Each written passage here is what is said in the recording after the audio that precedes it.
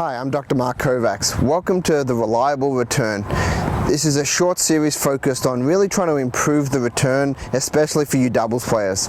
As a former NCAA champion in doubles, I had a lot of great success returning from both sides of the court. And we're going to talk today about how to improve that backhand return. Poach bait is one of these terms that we hear about a lot. That's when you hit that floating return that just sits up there and it allows your opponent's doubles team to cross and put away balls. If that ever happens to you, we really have the solution here. We're going to talk about some of those most difficult returns, the positions on the court where you have the most challenge getting a good solid return back in play, and we'll provide some solutions on how to accomplish that. There are some real simple cues that you need to focus on. You need to understand the geometry of the court, understand where you're trying to put the ball, and then how do you get the ball in the right position as easily as possible. The beauty about doubles is it's you and your partner against two other people. That changes the dynamic. That allows you to hit the ball in certain parts of the court that you couldn't even do in singles. But many of you probably don't focus on that well enough. We're going to focus on positioning of yourself in the court, understanding where your opponent's serving to, so that you can really get a read on those serves a little bit better, and then from that position really being able to execute your technique. There are a few technique issues in doubles that does differ from singles about where you're trying to put the ball. Remember, a high floating return in singles may work out okay, push the opponent deep and really try to control the court on the next shot. In doubles, that's typically a bad play. The best play in doubles is to try to get the ball short at your opponent's feet as they're coming in. In general, most doubles teams still approach off the serve. So if you can get that return down low, make them hit up, that gives your partner the opportunity to come across and make a good impactful stroke, or it allows you to be more aggressive on your next ball. So remember, the goal of the return is not to win the point outright. Very rarely do you actually win the point on the return, but your objective is to set yourself up and set your partner up so that the next ball becomes easier for you, and then you can take control of the point and be successful on the doubles court. So let's take a look at some of the most common issues people have with returning in doubles. So for the returner that starts on the deuce side, it's really important because this is the first point of the game, so getting the return game off to a good start is really important. So your role as the returner on this deuce side is to really set this game up so that you can try to control the points going forward. So understand that when we set up, it has a lot to do with positioning. Positioning compared to the singles line, positioning compared to the doubles line, and positioning compared to the center tee. So if your opponents are smart and they understand where to serve in doubles, they're going to typically serve down the tee the majority of the serves. Why? Because they know, as well as hopefully you understand, that it takes off the angle. Meaning that if you're going to return and you're a right-hander, one, it's on your backhand side, which for most people may be a bit of a limitation, but two, it cuts down the angle of the options that you have. If they serve out wide into this position here, it allows you to take it down the line, it allows you to take it down the middle, and it also allows you to rip it cross court, short angle. So it gives you as the returner way more options if they serve wide. It also, the other thing that serving wide is a negative is it really limits the net player on the opposing side's chance to cross or poach. Why? Because they have to cover their line. If they serve wide, that puts you in a position where you can easily take that ball down the line. So the net player for the server needs to hold their ground because they can't move early. So that's a number of reasons why in general you see the best doubles players in the world will typically serve down the tee the majority of the serves. Doesn't mean they're never going to serve out wide. It just means that we have to, as a returner, be leaning a little bit more to that ball down the tee. So if you get beaten with that ball down the tee a lot, either you get aced or you have serves that are somewhat unreturnable, that's on you. You need to realize that that's the serve return that you need to cover. As this returner on the deuce side, your objective is to not let that serve beat you. If the serve out wide beats you, that's fine initially. You'll give that away somewhat, but you got to make sure you cover that down the tee serve. It's really, really important that you become really proficient in your return of serve for that ball that comes down the tee. So how do we get more proficient in that ball? First off, shift your starting position. Many returners, especially at the recreational level, will start too far over here. So they'll be somewhere in this position here, so they'll have 1 foot, sometimes even 2 feet in this doubles alley. That's really not the position you want to start in. You want to make sure that your starting position is usually somewhere with your outside foot, your right foot, in line with the singles line. That gives you enough reach here to get a wideish ball, but it also gives you enough chance to move over and cover in this direction. So really important to evaluate where are you starting. Second piece of the puzzle here is how far back and how far forward do you start. A lot of players will start right on the baseline. Depending on your opponent, depending on your level, that may be appropriate. Remember, the further you stand back, the more you give away that wide angle and harder it is for you to cover, which may be okay initially. The closer you stand in, the quicker the ball comes to you, and you really need to be aware that you're going to have to move quicker, you're going to have to react faster, and that may be a negative. So we need to find a nice balance depending on the level that you play and who your opponent is that's serving. Remember that someone that serves very, very fast, you may take a step or two back. Someone that doesn't serve so fast, you may actually move in and start crouching and moving forward. Most of you have seen over the last year or so, Roger Federer has added this new return of serve occasionally to his game, which is sort of somewhere where he starts here and then he moves forward very, very fast, and he actually takes the return nearly on a half volley. In doubles, that can be a really effective play as well as in singles. Again, you have to do it at the right times. You have to understand that your objective there is not to take a full swing necessarily. It's to come here, take the ball early, block, and then follow the ball to the net. So if you have very good hands and your game is built around getting to the net and using your athleticism and your volleying skills and your net game to win a lot of points, being able to take the ball early, either driving the backhand, whether you're single-hander or two-hander, and then taking it to the net, or going into more of a chip backhand where you take the racket back here, you're in this position, and then you take it forward and move into the court. That's ideally what we're trying to accomplish. So remember, if your objective is to be at the net as much as possible, and that's where you win a lot of your points, and we know in doubles, the statistics show us that the majority of doubles points at all levels of the game are actually won at the net. So the more you can get to the net, the higher your chance of victory is.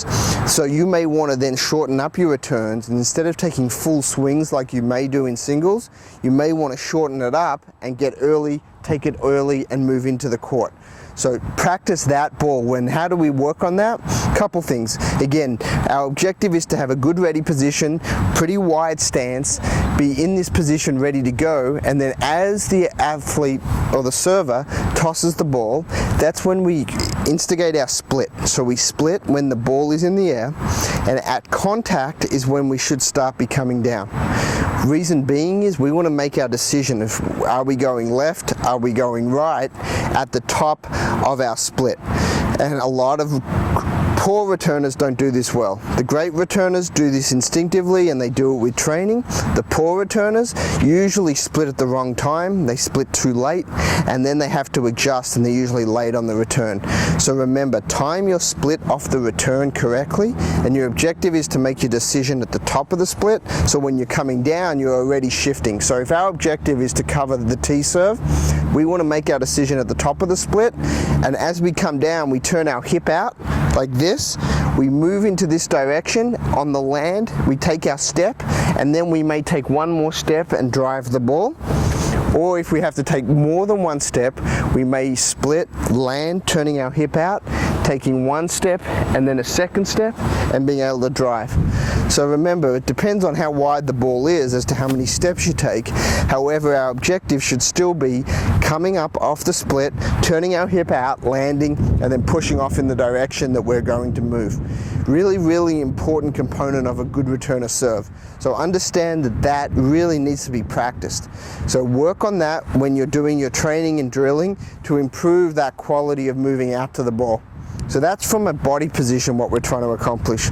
From an upper body or stroke mechanic standpoint, our objective is to really make sure we make contact with the ball in the right position.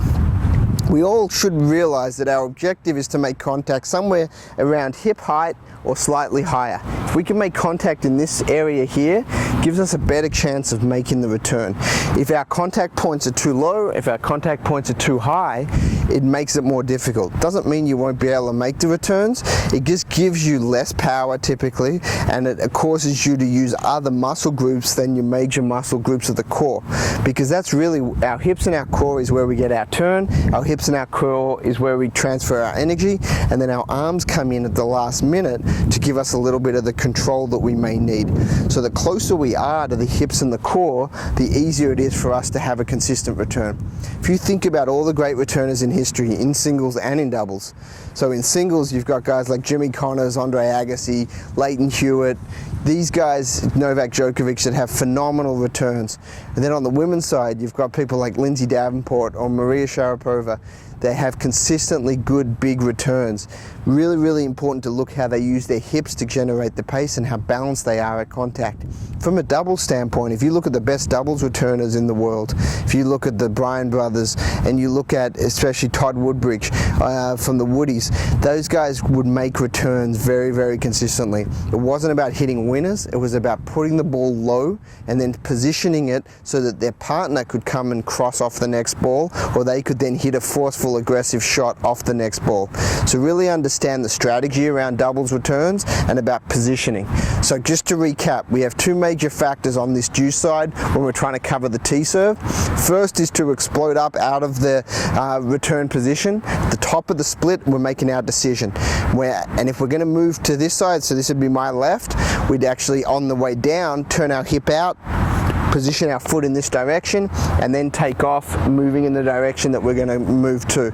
Really, really important component. Second piece is we want to make sure our contact point is slightly above hip height, and we want to be in this position here so we can consistently make good quality contact. Your goal is to figure out how do we get into this position.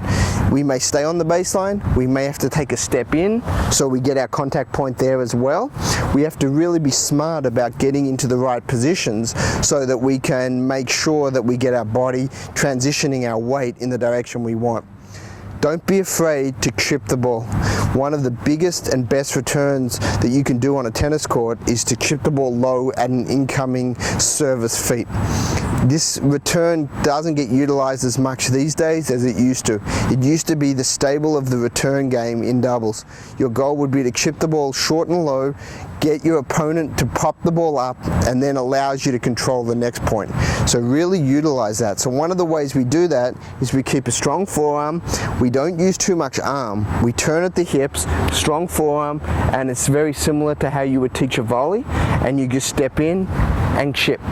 And it's just a short motion. So we're literally going to move our arm and our racket about this far. So it's here, turn the hips, come in this position. Again, demonstrating this right-handed. I'm a left-handed player. Same concept applies to the other side of the court. So here's just a couple little tips from the standpoint of improving your return on the deuce side. Remember, we've talked a lot about returning down the line, or down the tee here. Your objective here is to also be able to cover this wide ball. So how do we make sure we don't give up too much ground on the wide ball? Again, we have it on the forehand, so we have a little bit more reach, so that gives us an advantage. The second piece here is what we want to make sure that when we do come out of our split going in this direction, we also cut off the angle. So if we're starting behind the baseline, your goal is when you come out of the split is not just to turn your hip out and move in this direction. We don't want to move along the baseline. We actually want to move and cut off our angle. Remember, the fastest way to go from A to B is in a straight line.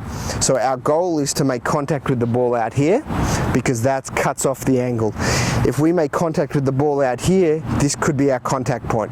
If we wait and go along this line, our contact point for the same ball becomes here. So we have to cover more distance to make contact here, whereas if we cut off the angle, that same ball, we're making contact there. That's a whole racket length or more per step that we can save if we cut off our angle. So really be smart about realizing that your first goal should be to react and make sure we cover that down the tee returner serve. That's the objective for the returner here. Second aspect is to make sure we don't give up too much ground and that we can still make contact with any ball inside the doubles line. If your server is good enough to slice the ball to the point where even when you cut it off, the ball's going to make contact out here, that's a great serve. And depending on the level that you play, if they can do that consistently, that's very, very good, and you may need to make an adjustment and see if they can beat you with the tee serve.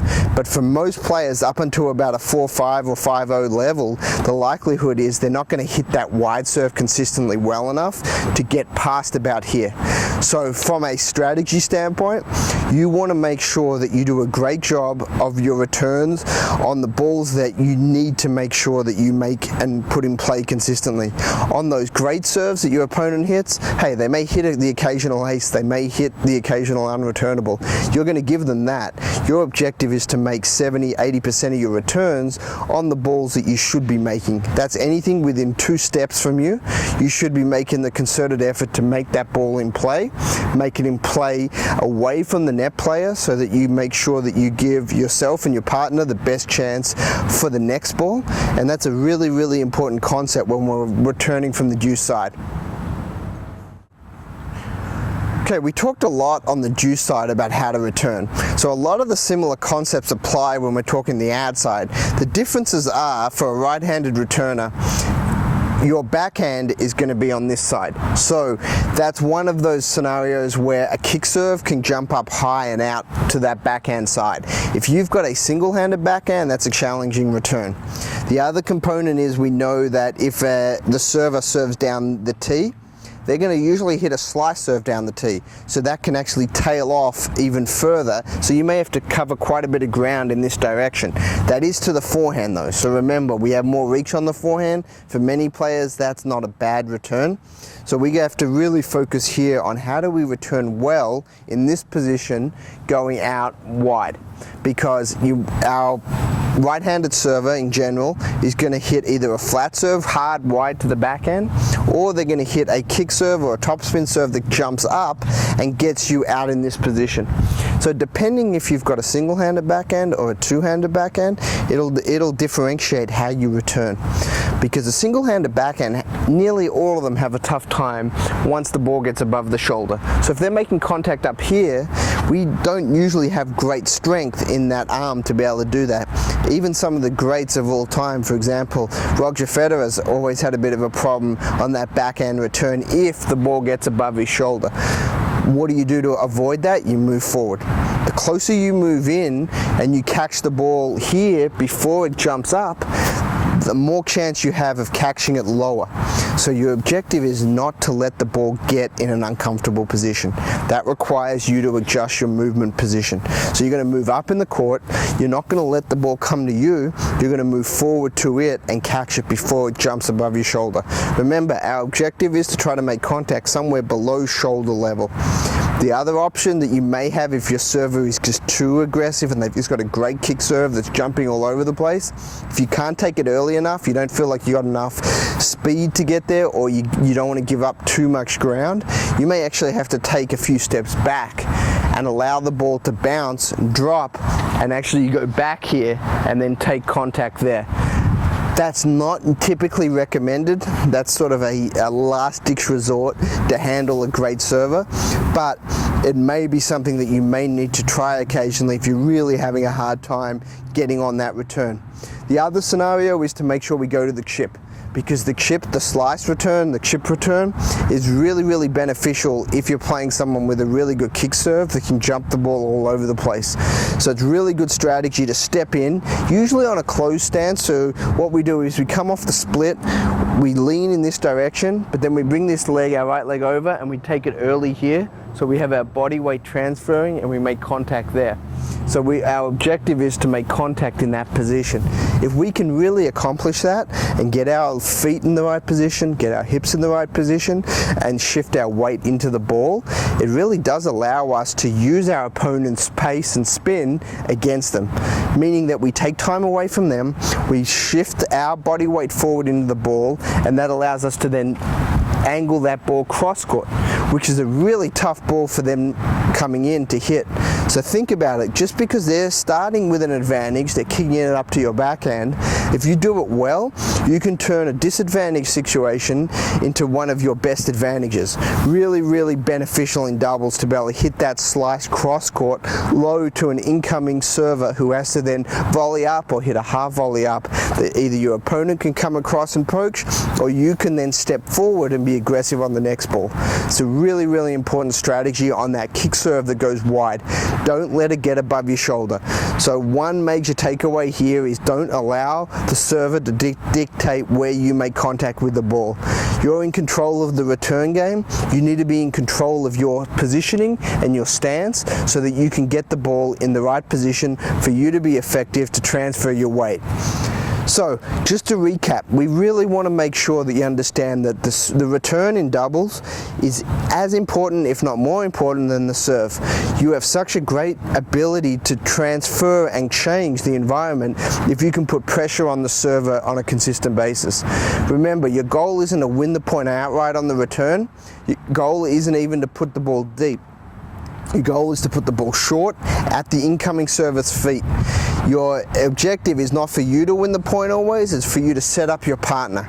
So getting the ball low at your opponent's feet is really your objective, and to do that you can either hit over the ball with spin, or you can come under it more with a chip or a slice return, and both can be effective. Hopefully these points make sense to you in the way you play doubles, and I want to see you attack the net and be aggressive with your returns to try to impose your will on your opponents rather than taking the server and using what they give you. The returner has the advantage if they utilize it correctly. We need to understand that being able to return well in doubles is one of the major differences in levels of play. The better you can return, the more pressure you can put on your opponents, and that can be a major difference in winning and losing.